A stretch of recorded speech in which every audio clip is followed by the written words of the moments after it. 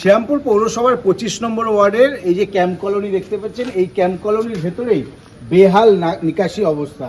রাস্তায় জল দাঁড়িয়ে যাচ্ছে, শুধু জল দাঁড়ানো না, এই নর্দমার যে সমস্ত নোংরা আবর্জনা সেগুলো রাস্তায় জমে যাচ্ছে এবং রাস্তায় চলাফেরা করতে পারছে না। সেই কারণে আজকে বাড়ি ঘিরে বিক্ষোভ দেখালো স্থানীয় বাসিন্দারা।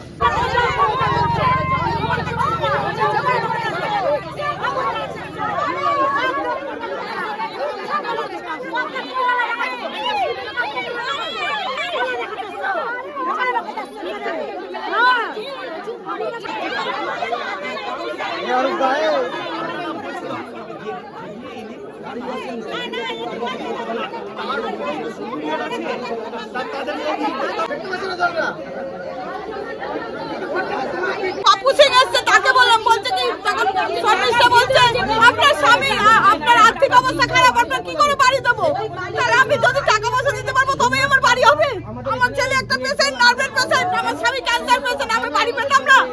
কারণ আমি বাড়ি পেলাম না, কি বলবো? আমি প্রতিবাদ করতেছি, আমি যেন বাড়ি পাই। আমার কোনো কিছু, আমার ছেলে প্রতিবন্ধী ভাতা পেতো, সেটা বন্ধ হয়ে গেছে। আমি তো টাকা পয়সা কিচ্ছু পাই না। আমি না খেয়ে মধ্যে আমার এই অবস্থা। আমাকে কোনো সময় দেখছে, আমি কতবার এসেছি, আমার একটা কাজ দাও, একটা কাজ দাও, একটা কাজ দাও, দেয়নি।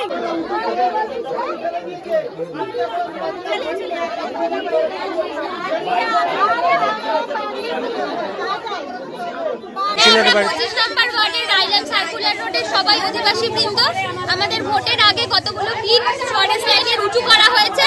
রাস্তার থেকে সেই ইটগুলো অনেক উঁচু, যে কোনো সময় প্রত্যেক দিন অ্যাক্সিডেন্ট হচ্ছে। ঠিক আছে, ডেলিভারি বয় বাইক সাইকেল নিয়ে যেই যাচ্ছে সেই এই অ্যাক্সিডেন্টের মধ্যে পড়ছে। কিছু কিছু পিট তো একদম নোংরা লিক করছে। আমরা সকালবেলা ট্রেনের জল পাড়াই, নোংরা বাথরুম পায়খানার জল পাড়াই, রাত্রিবেলা পাড়াই। এটা এইভাবে তো কেউ বাঁচতে পারে না।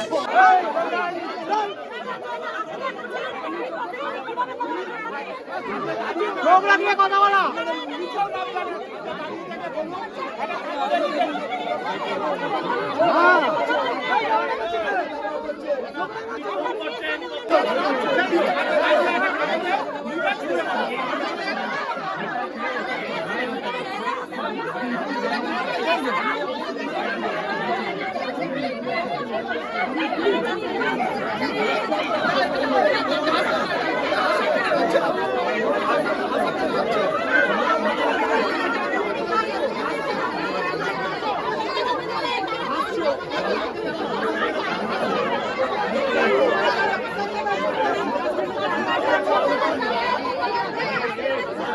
যে ক্যাম্প কলোনির যে রাস্তাটা আছে, আধা ঘন্টা যদি বৃষ্টি হয়, পাশেই যে সোলার সিটি আছে, সোলার সিটির যে নিকাশির যে জলটা আছে টোটাল ইয়েটাই আর কি রাস্তার মধ্যেই চলে আসে, একদম সোলার সিটির জলটা টোটালটাই।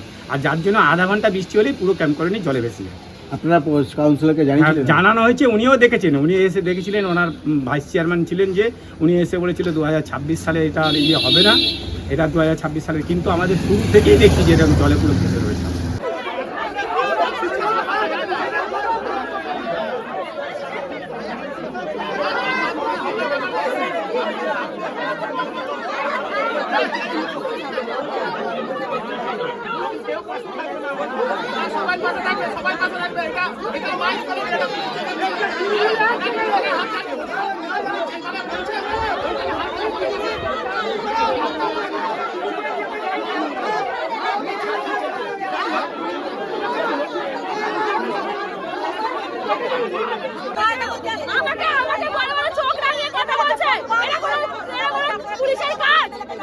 ওই সোলার সিটির জল ঢুকে যাচ্ছে, ঠিক আছে, সেই রাস্তায় জল জমছে, সেইগুলোর কোনো সুরাহা নেই। ভোটের আগে আমাদের যে পিচগুলো উঁচু করা হয়েছিল সেগুলো এখনো পর্যন্ত উঁচুই হয়ে পড়ে রয়েছে। ড্রেনের পরিষ্কার নিয়মিত হচ্ছে না, মশা মাছি ইত্যাদি হচ্ছে। আমাদের তো ওইভাবে বাঁচাই যায় না, ওইভাবে মানুষ বাঁচে না, গরু ছাগলও বাঁচে।